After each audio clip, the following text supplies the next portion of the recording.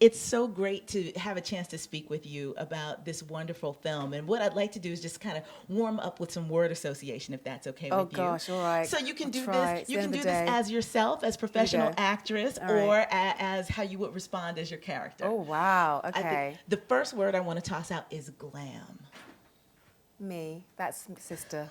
That's not me. That was sister talking. Sisterhood. Everything. That's sister again. I don't have any sisters, so okay. I can't speak to it as Carmen. But sister would say everything. Okay. And abuse. Defining.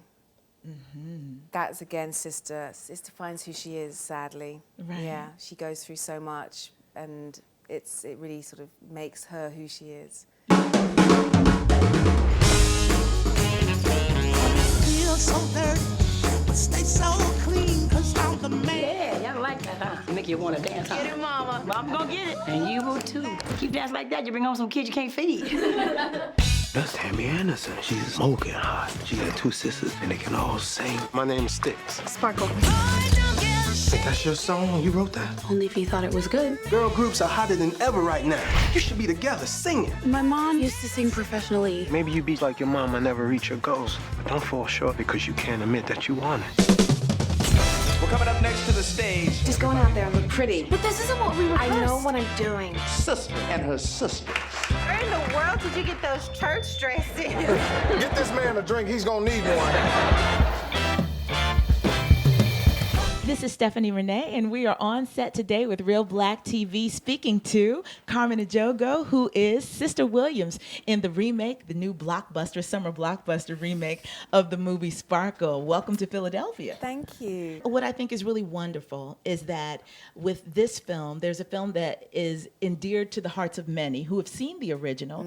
But what's great about this remake is that with the casting, this movie's going to appeal to a bunch of folks who probably never even seen the original. Absolutely. And had you seen the original before you were cast? I hadn't, no. And I still haven't, actually. You know, I wanted to avoid it because I thought, let me just start from the script, which is very different from the original in many ways. I think we pay homage to the original, and we really, like, the original is just classic.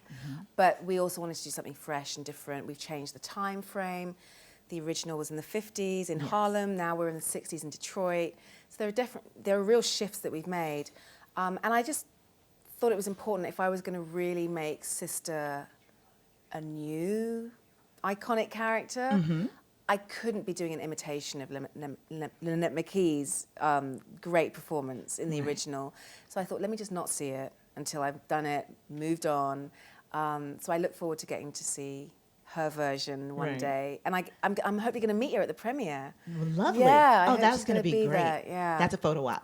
Right, I know. I have a big thank you. You know that she sort of set the standard for that great role. Yes, indeed. And what's great also is that you did your own singing in this film, and you have some background in this. So a little bit. I was going to say, so let's talk a little bit about how I think there's a lot of pressure these days for people to be the triple threat, to sort of do everything. People doing their own action stunts and all of this. You know what I mean? How does it feel for you to be able to step in the role and to really lead this sister group? Throughout the film, because we do get a chance to see you all performing pretty consistently. Sure. Well, the pressure was off in the sense that I, as a character in the movie, am never meant to be the best singer.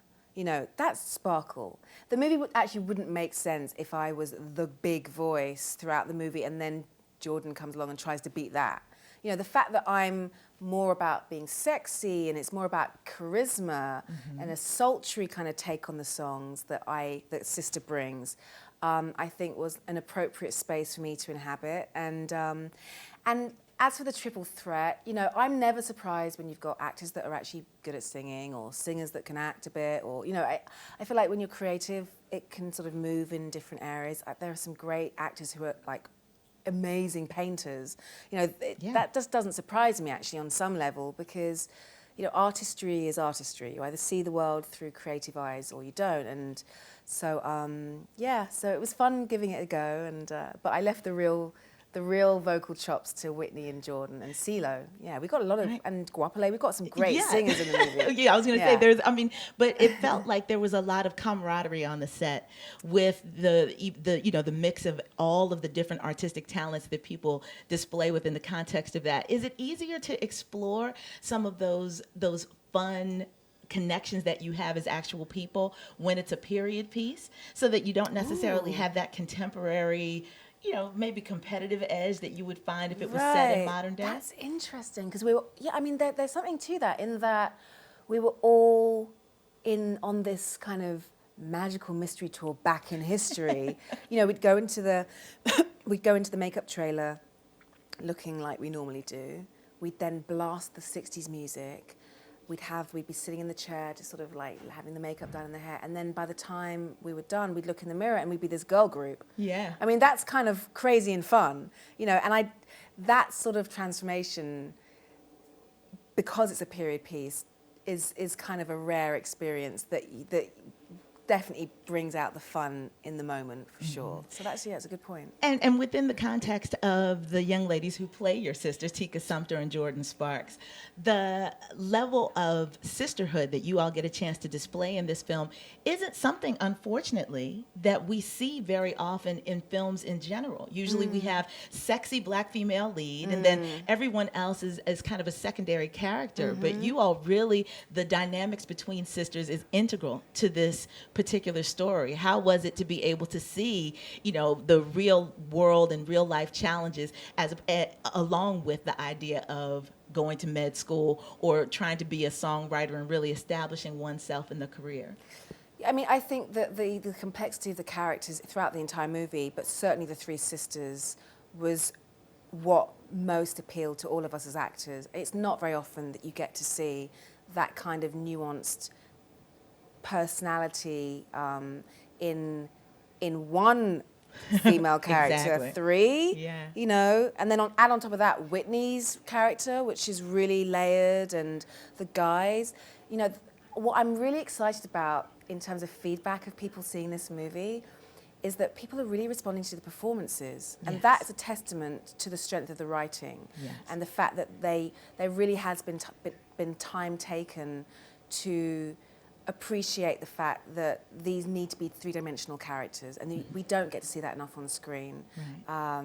And yes, Sister definitely is that sort of sexy girl, but she's also the girl that self-destructs within the arc of the movie, in the arc of the performance. And so that's why I gave myself permission to play sexy, because I've never done that before. It's not something that really interests me necessarily as a woman making movies.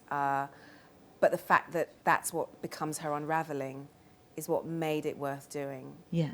I think that's actually really interesting. That's wonderful. Character. And within the idea of complexity of characters, you happen to be part of a Hollywood duo of one of the most critically acclaimed black actors in our time with Jeffrey Wright. So do you all have these sort of, I don't want to say hand-wringing because I don't want to make it sound that dramatic, but these conversations about complex characters and what it takes to be able to find them and play them within your career? It's funny, you'd be surprised. We talk nothing about the work. We are just like committed parents. That's like, we are 24/7 parents. I took 10 years out of my career essentially to be a mum, to raise my two children who are now 7 and 10, and so that's been my focus forever. And I'm just amazed that I'm getting like a second opportunity with such an amazing role at the point at which I feel like I'm ready to come back into the industry. Most actors take a year out, 2 years, and then people have moved on. They're like ready for the next hot somebody.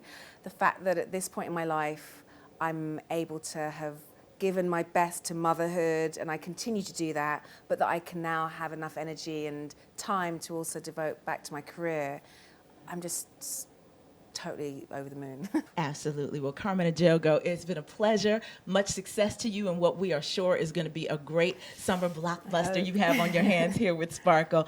And this is Reelblack TV.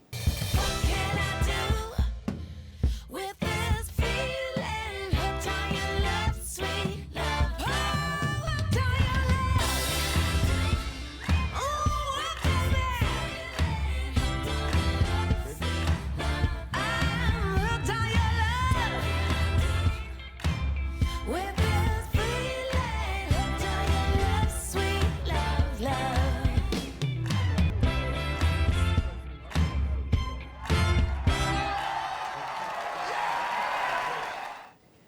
Hi, this is Carmen Ejogo from Sparkle, and you are watching Reelblack.